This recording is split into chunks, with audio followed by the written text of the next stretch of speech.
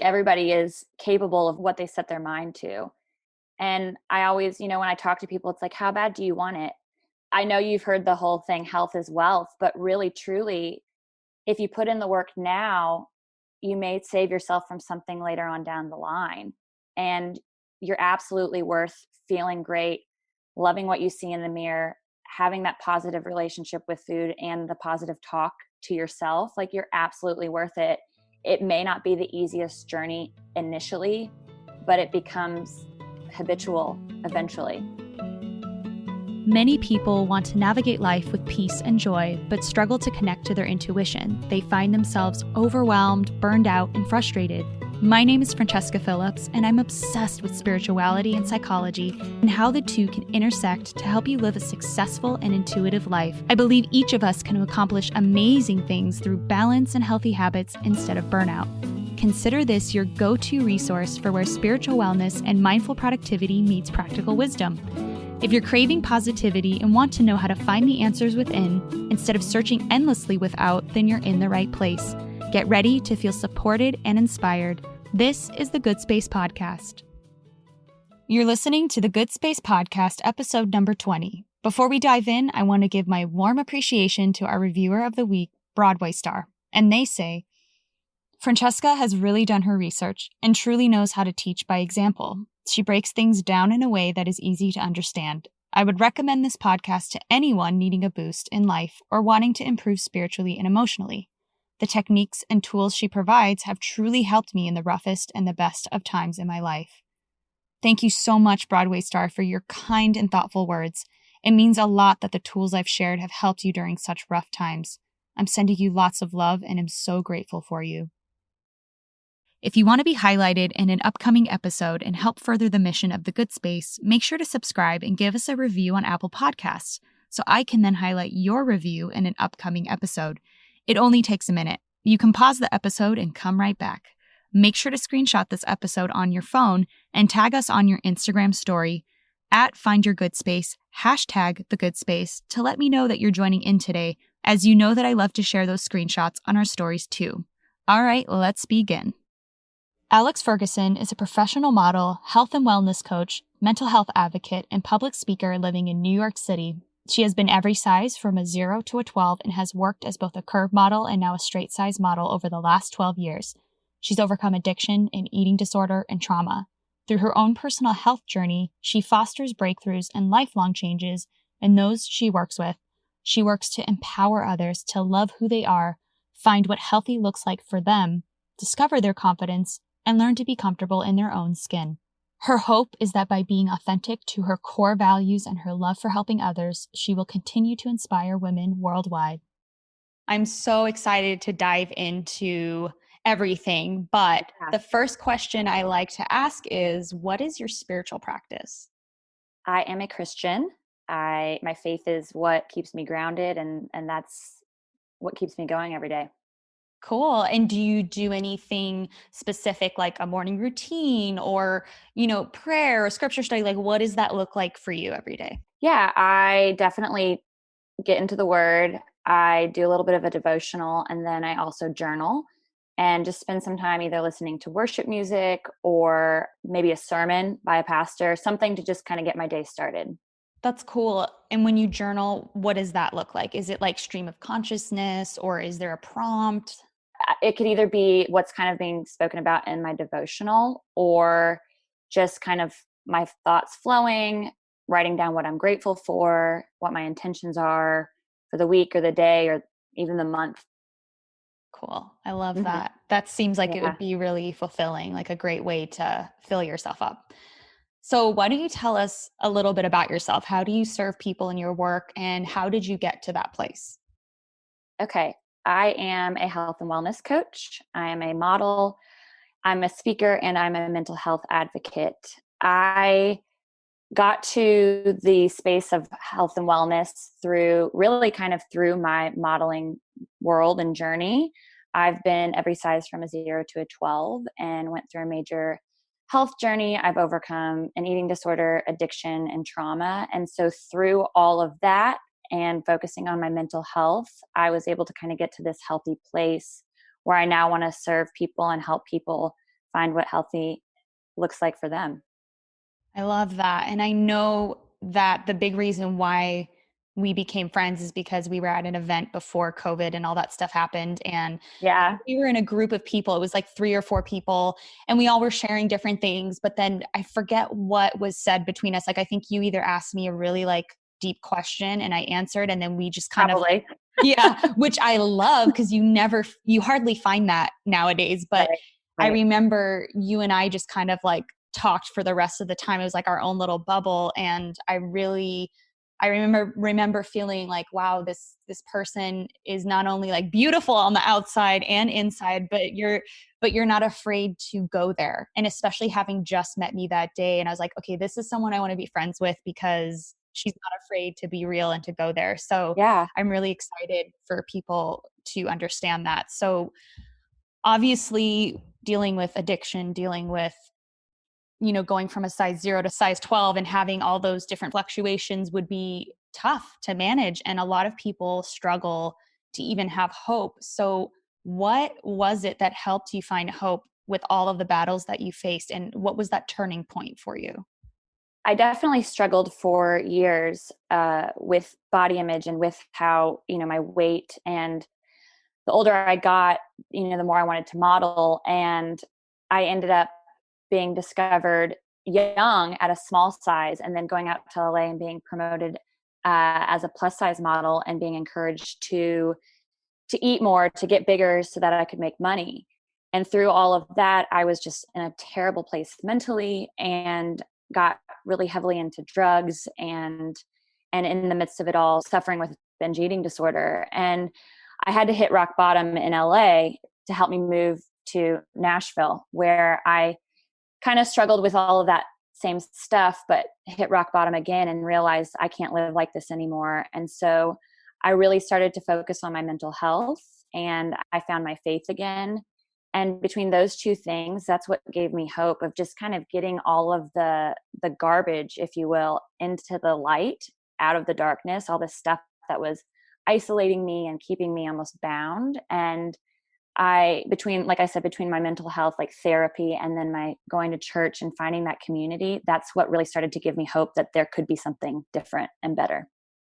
I love that. So you were in Los Angeles, got into all the bad stuff, then you moved to Nashville, had that, a little of the same, and then it wasn't until you just couldn't wake up anymore the same way, and you felt like, okay, I got to make this change. So do you feel that getting yourself in a better environment, like having that community in church and in other places, was that like the big help in addition to wanting that change for yourself? I think community as a whole is really important when you are trying to grow in any way. And so, yeah, it absolutely was. I needed friends, I needed community, and people who supported me, supported my sobriety, supported my dreams and goals. And I was in school during all of this, so it was really important that I had that so I could continue on and finish my education. Definitely. I mean, that must have been like such a long battle as well, right? I mean, I know it didn't happen. It was not overnight.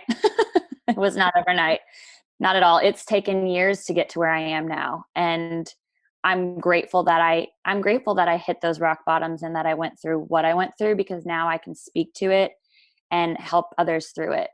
Yeah, well, let's talk about that. So what drives you now with your work and with other people? What is it that you do and how do you serve them? Yeah. So health and wellness coaching is my biggest thing I'm super passionate about, because I want to see people's lives transformed for the better. I think so many of us live in thoughts that we don't like. We're thinking about our body all the time. We don't like it. We are constantly focused on food. How do I eat? How do I exercise? Comparing ourselves. And I think because I struggled so long with my body image and how to eat properly, and not treating myself the best I could, I'm now trying to help other people see that they don't have to live that way. They can live healthy, productive, really just good lives.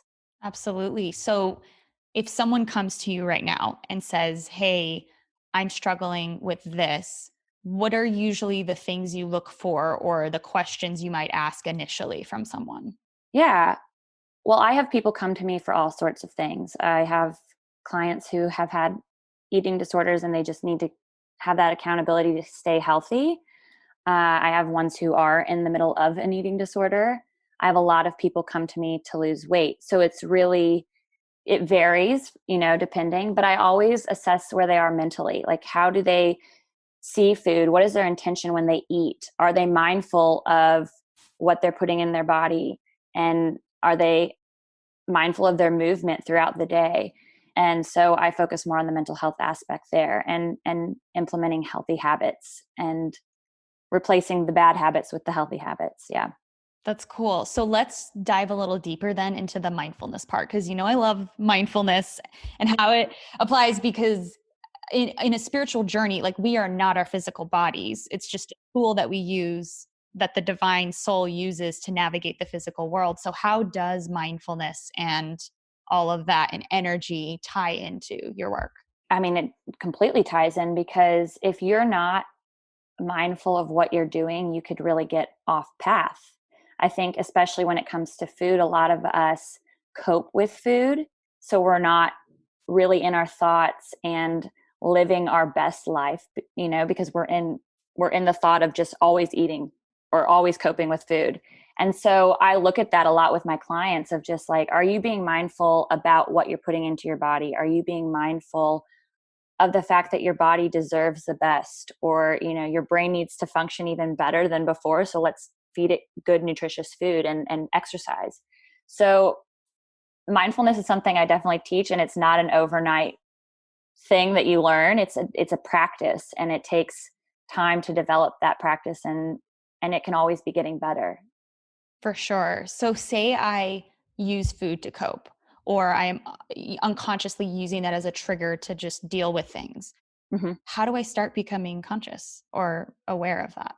One, identifying your emotions when you are eating a lot of food. What are you grabbing? Let's say sugar is the biggest thing for so many people, right? And a lot of people eat it at the end of the day, because it gives us that, almost that little bit of a high. It's like, oh, we just feel good after it. And so every night we reach for it. What has gone on throughout the whole day that makes you want to grab that? Or let's say you're in a not so good work situation, and after work you always go and you grab drinks and fries with friends. Why is that? And so I think, one, identifying the emotions that you have when you are grabbing food is a huge thing. And then also, with some of my clients, like I said, I have them record it, so they can really record what they eat all day and their exercise, because it then shows you, like, wow, what have I done all day with my food and exercise? Yeah, that's so interesting, because I don't consider myself having, a food issue, but I do have habits like that, where at the end of the night or after a certain time, that's when I grab the chocolate chips, or like that's when I grab food, and that's not healthy for me. I mean, granted, it might not mean that I have like a disorder, but I could be more healthful to myself. So well, first of all, even if someone listening maybe doesn't have a disorder per se, what is the benefit, or why should we care more about taking away the sugar, or like getting a little bit better? And then also, how do you know when you are on that line? Like, how do you know, okay, I have a problem and I need help? If it's ruling your life, if it's controlling your life, if it's a constant thought, if you're finding yourself, overeating, undereating, all of those things, maybe you're hiding it, or maybe you're, at the end of the day, you're eating thousands of calories. I mean, it could be all these things. I think that's something where you're going to have to do a little internal check of, like, is this the life you want to be living? And if not, what kind of help do you want? Is it therapy? Is it, if you're so far into it, is it rehab? Or is it getting a coach and having someone to hold you accountable for making healthy decisions? I think, I tell all my clients, what you put in is what you get out. And so if you are putting in all this unhealthy, non-nutritious food, you're probably not going to feel the best. So I think when you can become more in tune with how you feel physically and also mentally after the food and emotionally after the food, that will help you become more aware of what your choices could be, and what you should or should not choose.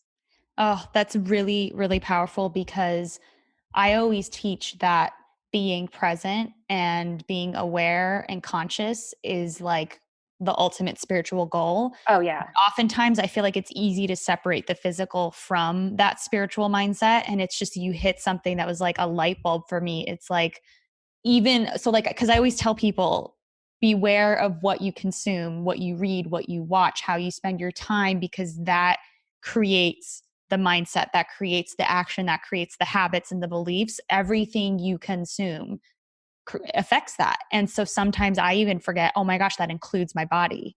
So I love that you said what you put in is what goes out. And you're so right. I need to start including that consumption mindset with the physical. And I think that there has been a separation for me, at least, with that. So I love that you brought that up. I think a lot of people separate that, because there's that mindless scrolling on Instagram, but there's also mindless eating. You're sitting in front of the couch with a bag of potato chips, and next thing you know, all the chips are gone. And you've scrolled through every Instagram post you possibly can. So it is being more present. And I think the more present we are, I think the more we can give. Our body, I know that a lot of Christians will say this, and I'm sure you've heard it, but our body is our temple, and we only get one body. And I just think it's worth all of us treating it right and well and being able to live in a healthy way. Absolutely. If someone wanted better energy, what are the first three things that come to mind? Sleep. Yes. Sleep.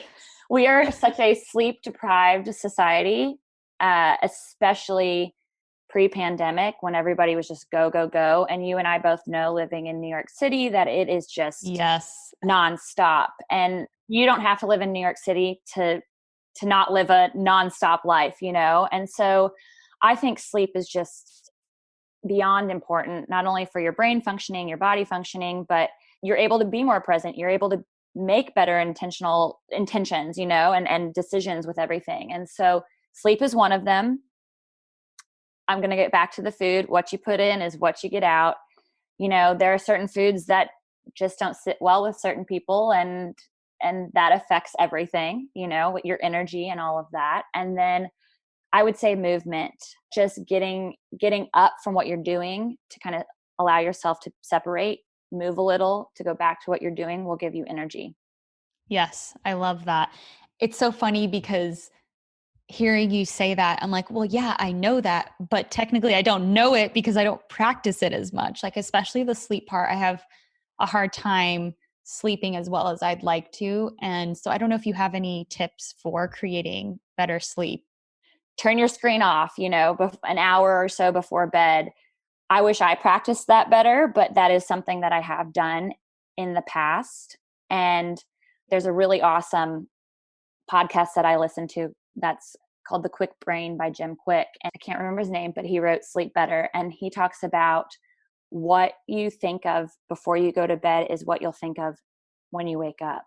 And so your thoughts before bed, even, I think, will help you sleep. If you have anxious thoughts, you're going to have that anxiety fueling you through the night versus having calm thoughts. Oh, I love that. I love what you said too about that book. I might have to go check it out because I am not as diligent about my thoughts before bed. So that is something I'm going to change tonight, and I will let you know how it goes. Yeah. I think we all can get better at that. But, at the end of the day, we're doing a replay of everything. And I think if you can be intentional about maybe what you're grateful for, or tomorrow I'm going to have an awesome day and just kill it, those thoughts are going to help you sleep better and then be energized again for tomorrow.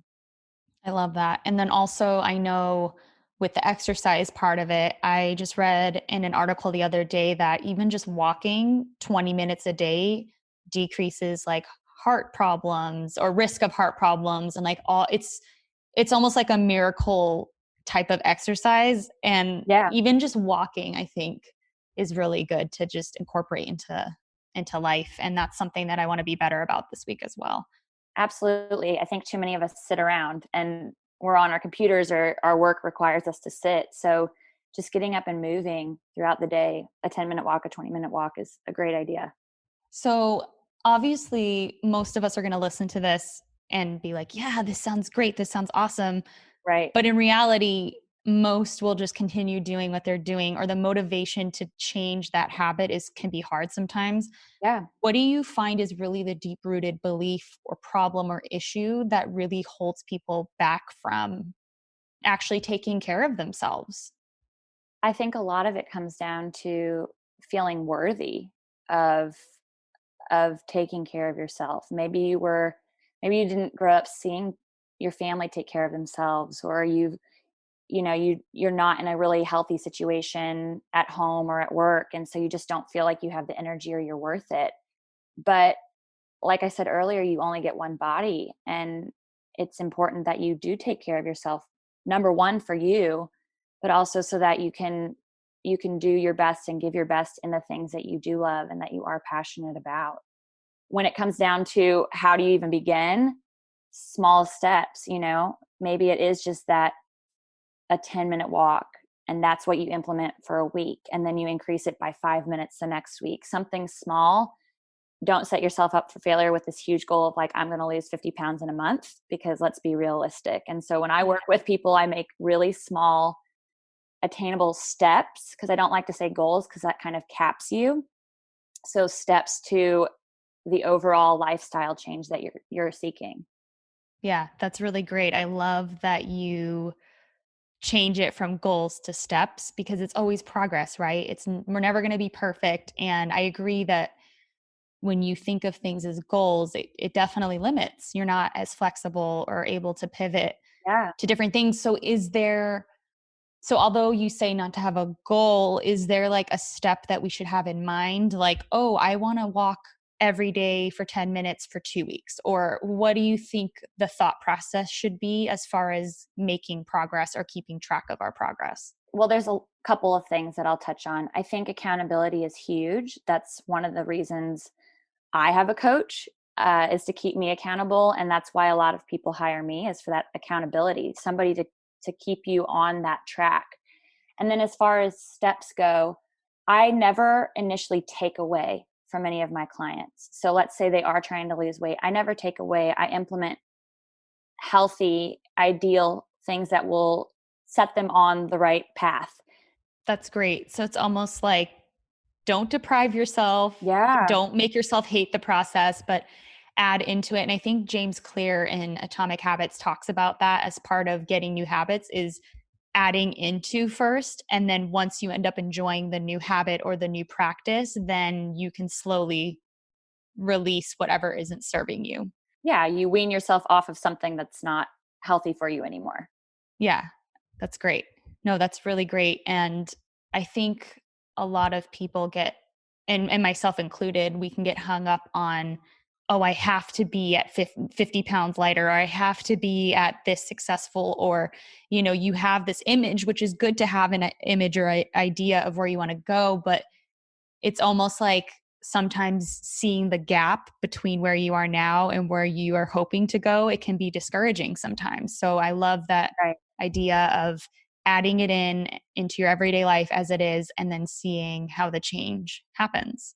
And remember, when you're on this, it's a journey. I mean, it's when I lost all the weight I lost, it wasn't a couple month thing. It was trying to figure out what works best for me, which is different for everybody, and taking it day by day, and truly step by step, and having those markers that you want to hit, knowing that there's an overarching reason why you're doing what you're doing. Yeah, absolutely. And I was just thinking too, the thought came into my mind, how do we make this fun? Yeah. I think, are you doing it maybe with a friend, where every Tuesday you guys go walk in the park? So there's something to look forward to. Are you looking up new recipes? Are you following people on Instagram that motivate you and encourage you rather than discourage you, and that you then compare yourself to?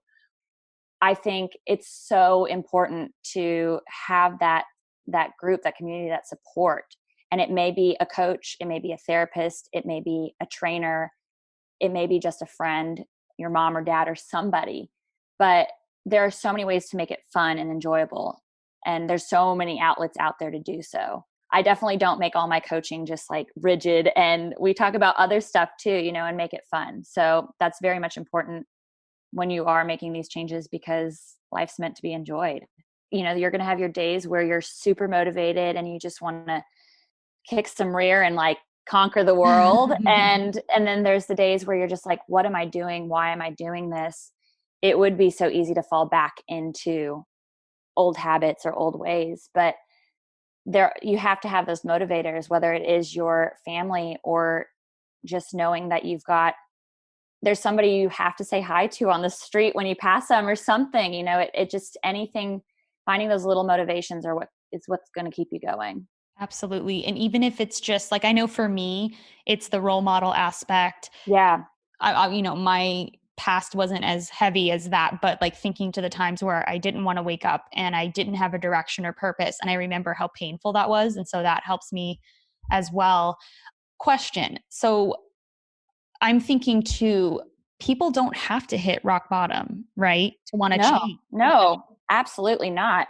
I think my story isn't the most common because I know there are people who've struggled with what I've struggled with, but you may just be sick and tired of seeing what you see in the mirror, or you're just like, I don't even know how to live a healthy way. Can someone help me? Like, just how do I make these changes? Sometimes I have a client currently who's doing this because she has kids and that's what motivates her. So she's like, I'm going to make this lifestyle change to be an example to my children. So it doesn't have to be you hitting rock bottom. It could just be simply saying or thinking, I need to make this change for me and I'm worth it. Yeah. And I'm sure you don't want people to hit rock bottom. Like, I wanted to point that out that like someone can hire you or like do something to better themselves, not having to have the worst thing in the world happen, which I think No. is so great. And um, yeah, I think that's Yeah. wonderful. No, I work with all kinds of people, and you don't have to go through what I've gone through to make changes in your life. And I'm thankful that I have gone through what I've gone through because I am able to speak to all varying types. The ones who've not really had a lot of struggle but just want to make the change, or the ones who've really had a lot of struggle and don't know where to start. So, yeah, I work with a wide variety. Well, that's good. No, that's really good. And I think one of the biggest takeaways I'm getting from our conversation is to just remember like why you're doing what you're doing. If you don't have that why, to figure it out, because Yeah. the physical and the like, because I just know that even with my own work, there have been some weeks where I only do one yoga class, but it's like 30 minutes. And I notice my energy just like sinks. And then I'm like, I got to get back to working out, because to me, when I'm physically moving, that equates to more mental energy. And I've learned to make that connection. And so I think it's so valuable, like you said, to just be aware, like what emotion am I feeling Right. before, after, like what differences do I notice when I am working out, when I'm not. So it's almost just like being your own advocate in your life to understand how everything Absolutely. interacts. Absolutely. And I think when you have that mindfulness and you do end up having more energy, whatever, you're able to pour back into your spiritual practice or into your intentional living. And I think that's so important. And I think so many people are lacking that right now. Yes. Yeah. Yes. And it reminds me of something Oprah said, where she says that if you don't fill yourself up, you won't have anything to spill over to other people. So it's almost like your duty and your responsibility to fill yourself up, because you won't be useful in the world or to your family or to your work or whatever it is. So this actually is like the one of the most important things you could ever do for yourself. Is care about your health, your wellness, and really it's all encompassing your physical, mental, spiritual, and emotional. And when you can pour into all of that, it will just overflow and you'll have this abundance to give to others. That's great. That's great. Okay, so where can everyone find you, and do you have anything going on that they can join, or like tell us all of the things? Yeah, I'm officially launching my coaching program very soon. I'm going to be offering several different options for coaching.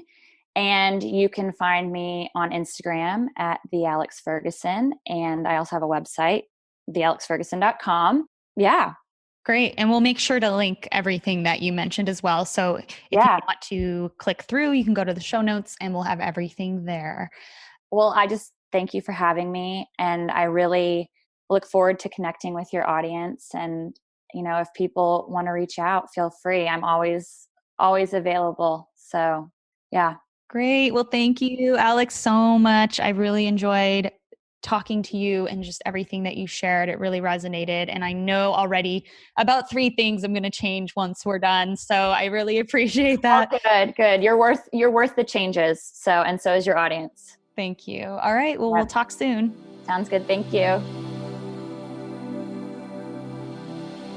Now it's time for an affirmation.